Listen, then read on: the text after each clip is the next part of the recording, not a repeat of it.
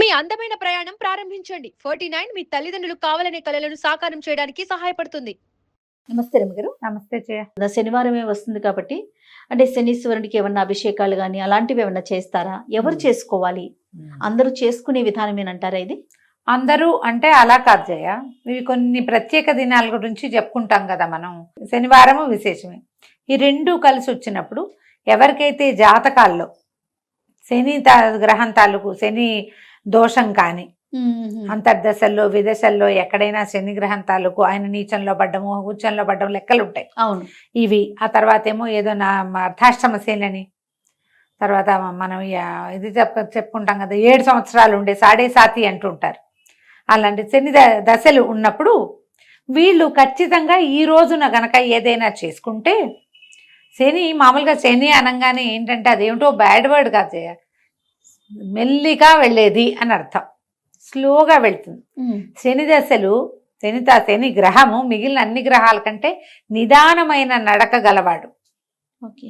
రోజులు గడవు శనితోటి, అది ప్రాబ్లం అనమాట. అందుకని ఏం చెప్తారు, మామూలుగా ఈ శనివారాలు పూజ చేసుకోండి, శనివారాలే మన రుద్రాభిషేకం చేసుకోండి, శివాభిషేకం చేసుకోండి, శనివారాలే వెంకటేశ్వర స్వామిని చూడండి, శనివారం నాడు నువ్వుల నూనె ఒంటికి నలుగు పెట్టుకోండి, దీపం పెట్టుకోండి, వెళ్ళి మన నవగ్రహాల దగ్గర అక్కడ ప్రదక్షిణాలు చేయండి, శనికి తైలాభిషేకం చేయించుకోండి. ఇవన్నీ ఎలా జరుగుతాయి జయ? ఇప్పుడు నువ్వు నేను మాట్లాడుకుంటే కాదు కదా, మన జాతకాన్ని ఎవరికైనా చూపించి దాన్ని చదివించుకుంటే, జాతక పఠనం జరిగినప్పుడు బాబు నీకు ఈ పరిస్థితి ఉంది, మీరు ఇట్లా శనివారాలు చేసుకోవాలి అని ఎవరికైతే చెప్పబడి ఉంటుందో వాళ్ళు తప్పకుండా చేసుకోవాలి. శనికి ఏదైనా సమస్యలు ఉన్నవాళ్ళు జాతకపరంగా ఒక్క మాట చూపించుకుని ఉన్నది అలాంటి సమస్య ఏదైనా ఉంది అంటే కనుక విశేషమైన కాలంగా తిని చెప్తారు. ఓకే. దేవాలయానికి వెళ్ళటం, శనికి తైలాభిషేకం అవి చేస్తారు. నవగ్రహాల్లో శనీశ్వరుడు ఉంటాడు కదా, ఆ శనీశ్వరుడికి ఇట్లా అభిషేకం చేస్తారు, తైలాభిషేకం చేస్తారు. చిన్నటి నల్లగుడ్డల్లో నువ్వులు పోసి మూట కట్టి దాన్నే దీపంగా వెలిగిస్తారు. 19 ఎన్నో ప్రదక్షిణాలు ఉంటాయి, 19 ప్రదక్షిణాలు చేయమంటారు. ఇవన్నీ లెక్క పెట్టుకుని 17, 19 లెక్కలు ఉంటాయి. ఈ లెక్క ప్రకారం ఈ గ్రహానికి ఇది నీలాంజన సమాభాసం రవిపుత్రం యమాగ్రజం ఛాయామార్తాండ సంభూతం తం నమామి శనైశ్చరం. ఇంతది చిన్న శ్లోకం. ఈ శ్లోకాన్ని చదువుకుంటూ ఈ దేవాలయంలో ప్రదక్షిణ చేసుకోవచ్చు. మేము అభిషేకాలు అవి చేయలేమండి, అంత శక్తి లేదు, సమయం లేదు, కుదరదు, ఆసక్తి లేదు, అంటే అంత పెద్దవి చేయాలని లేదు అన్నవాళ్ళు ఈ ఒక్క శ్లోకం నేర్చుకోండి. శనివారం నాడు ఎక్కువ సార్లు జపిస్తే మంచిది. దారిలో ఆఫీస్కి వెళ్ళే దారిలో, కాలేజీకి వెళ్ళే దారిలో ఉన్న శివాలయంలో తప్పకుండా నవగ్రహ ప్రతిష్టలు కనపడతాయి. నవగ్రహాల చుట్టూతా ప్రదక్షిణ చేసుకోండి ఈ శ్లోకం చదువుకుంటూ. మీకున్న దశల్లో ఉన్న ఇబ్బందులు, దశల వల్ల జాతకంలో వచ్చే ఇబ్బంది, జీవితంలో మీరు ఎదుర్కొంటున్న సమస్యలు కొంత అంటే తొందరగా గడవని ప్రాబ్లమ్స్ ఏమో గబగబా గడిచెళ్తాయి. ఎప్పటికీ తీరవనుకున్నవి తీరేందుకు కనపడతాయి. తప్పకుండా పనిచేస్తాయి జయ ఈ రోజులు. ఓకే. ఈ పరిస్థితి ఉన్న వాళ్ళు డెఫినెట్గా చేసుకోవచ్చు.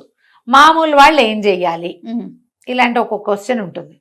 విష్ణువాలయానికి వెళ్ళినా మీకు మంచిదే, శివాలయానికి కూడా వెళ్తే ఇంకా మంచిది, ఇంకా మంచిది. శివాలయానికి వెళ్ళి మనం కూడా ఒక 3 ప్రదక్షిణాలు చేసుకోవచ్చు. మామూలు వాళ్ళు కూడా అందరూ చేయొచ్చు. ఒట్టిగా చేయకూడదు, శని దృష్టి మన మీద పడితే అలా ఉండదు. ఆయన దృష్టి మీద పడితే మనకేమవ్వదు. జాతక రీత్యా వచ్చేవే వస్తాయి తప్పిస్తే ఆయన చూస్తేనో ముట్టుకుంటేనో మనకి ఏదైనా వస్తుందని అనుకోవద్దు. అన్ని గ్రహాలతో పాటు ఆయన కూడా ఒకడు. తనకు అవసరం లేని చోటుకి వెళ్ళడు, తన పని ఉన్న చోటుకే వెళ్తాడు ఆయన. మనకు అలా భయపడద్దు, చేయకూడదు అలా ఏం ఉండదు. అవును, పెద్దవాళ్ళు చాలా మంది చెప్తారు ఆ మాట, అసలు అంత అనుమానం ఏం అక్కర్లేదు. ఈ రోజున ఏం చేయొచ్చు, నువ్వులతోటి చేసిన పదార్థాలు ఏమైనా ఎవరికైనా పెట్టుకోవచ్చు, మనం భక్షించవచ్చు. ఇంట్లో ఏదైనా కాస్త నువ్వుల నూనెతోటి దీపారాధన చేసుకోవటం, ఒంటికి నువ్వుల నూనె నలిచి రాసుకుని అభ్యంగనం చేయొచ్చు. తలకి ఒంటికి రాసుకోవాలి. మేము 100% శనివారం నువ్వుల నూనె రాసుకుంటాను జయ. నేను మానకండా, అది ఎప్పటి నుంచో అట్లా అలవాటు, అదే పందా. దీనివల్ల ఏంటంటే కొంత మనకు కూడా ఒంటికి బద్ధకము అవి పోతాయి. ఓకే. స్లోగా నడుస్తున్నది కొంచెం స్పీడప్ అవుతుంది. ఒకవేళ మీకు ఏదైనా మీ పరిస్థితుల దృష్ట్యా అనుమానంగా, భయంగా అలా ఉంటే గనక, ఆందోళనగా ఉంటే ఎవరితోటైనా మీ బర్త్ టైము ప్లేసు చెప్పి జాతకం చూపించుకోండి. మంచి ఫలితం లభించడానికి అవకాశం ఉంది. సమయం ఉంది కాబట్టి ముందే ఈ జాతకం సంగతి పరిష్కరించుకుని ఓకే. అవసరమైనవి అవకాశం ఉన్నవి జరిపించుకుంటే మంచిది. రమ్మగారు, ఇప్పుడు ఈ గ్రహ దశలు ఉన్నవారు మాత్రమే నూనె రాసుకొని ఇట్లా స్నానం అది చేయాలంటారా, లేకపోతే మామూలు అందరూ చేయొచ్చా? ఎవరికైనా మంచిదే ఎవరికైనా మంచిదే. మామూలు వాళ్ళు కూడా, మనం అందరం కూడా ఈ సాటర్డేలోనే ఆ లక్షణం ఉంటుంది. ఓకే. బద్ధకపు లక్షణం, కదలని లక్షణం. అది రాసుకుని మనం చేస్తే జీవితం ఉత్తేజంగా ఉంటుంది. చేసుకోవటం మంచిది. తర్వాత కొనకూడనివి లేకపోతే తినకూడనివి, చెయ్యకూడని పనులు అలాంటివి ఏమైనా ఉంటాయా? ఉప్పు, ఇనుము, తోటకూర కొనకూడదు అంటారు. అవి 3 శనిగా చెప్తారు. ఇంకా ఏవో కొన్ని ఊళ్ళలో ఏవో చెప్తారు. సాధారణంగా పెద్దవాళ్ళు చెప్పేవి 3 సాల్ట్ కొనకూడదు, తోటకూర శని అది కొనకూడదు అని చెప్తారు. అవును కదా, నీకు తెలుసు. ఇనప వస్తువులు మనం ఏవైనా కొనుక్కునేటట్టయితే కార్ డెలివరీస్ అవి కూడా సాటర్డే తీసుకోరు. ఐరన్ తో చేసిన ఏ వస్తువుని శనివారం నాడు తీసుకోకూడదు. ఇవి చేతికి ఇవ్వకూడదు. నూనె ఒకటి కొనుక్కోకూడదు. ఓకే. ఉప్పు, నూనె, తోటకూర, ఇనుము కొనకూడదు. ఆయిల్స్ శనివారం నాడు కొనకూడదు. పనిమాల మనం సమస్యలు తెచ్చుకున్నట్టు అవుతుందంటారు. దీనివల్ల శని వచ్చేస్తాడని దూకుతాడని అట్లా కాదు. అది కాదు, అది ఆయనకి సంబంధించింది. శని వస్తే కొంచెం అయితే శని వచ్చేటప్పుడు వచ్చాక ఇబ్బంది, కానీ వెళ్ళేటప్పుడు మంచి చేసిపోతాడని చెప్తారు శాస్త్రం. పల్లెటూళ్ళలో చెప్పుకునే మాటలే. జ్యోతిష్ పండితులు ఎవరైనా అయితే ఇంకా ఎలాబరేటెడ్ గా చెప్తారు. కానీ మనకి ఇలా చేసుకుంటే ఈ పద్ధతి ప్రకారం మనం రెగ్యులర్ దైనందినంలో మనం కొన్ని విషయాలు పాటిస్తాం కదా జయ. బుధవారము శనివారమే తలంటి పోసుకోవాలి, ఇది లెక్కే కదా. బుధవారం నాడు పెసలు, గురువారం నాడు శనగలు తినాలి, ఇది కూడా లెక్కే కదా. ఇవన్నీ మనకు తెలుసు, మనం జనరల్ గా పాటించే విషయాలు. సోమవారం సహించదు, మంగళవారం మన్నదు చెప్తారు.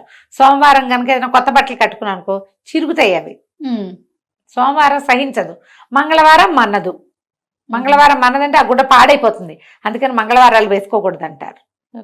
ఊళ్ళల్లో చెప్పుకునే మాటలే, పెద్దవాళ్ళు ముందు నుంచి చెప్తున్నవే కదా. మనం కూడా వీటిని పాటించుకుంటే మంచిది. ఈ రోజు నీవి కొనకూడదు అంటే ప్లాన్ చేసుకోండి, మీ ప్లానింగ్ కోసమే. ఎప్పుడైతే వస్తే అది చేసేయకూడదు.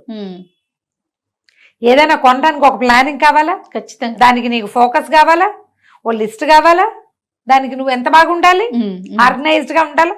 మరి ఆర్గనైజేషన్ లో భాగంగా ఈ రోజు ఇది అంటే ఒక పంక్చువల్ గా జీవితం పద్ధతి ప్రకారం వెళ్తుంది. అందుకే ఇవన్నీ ఏర్పరిచారు. వీటిలలో కొన్నైనా వాడుకోండి, కొంతైనా పంక్చువాలిటీ అవి వస్తాయి మనకి. అవునండి, ఆలోచించండి తప్పకుండా రమ్మ గారు. నమస్తే. నమస్తే.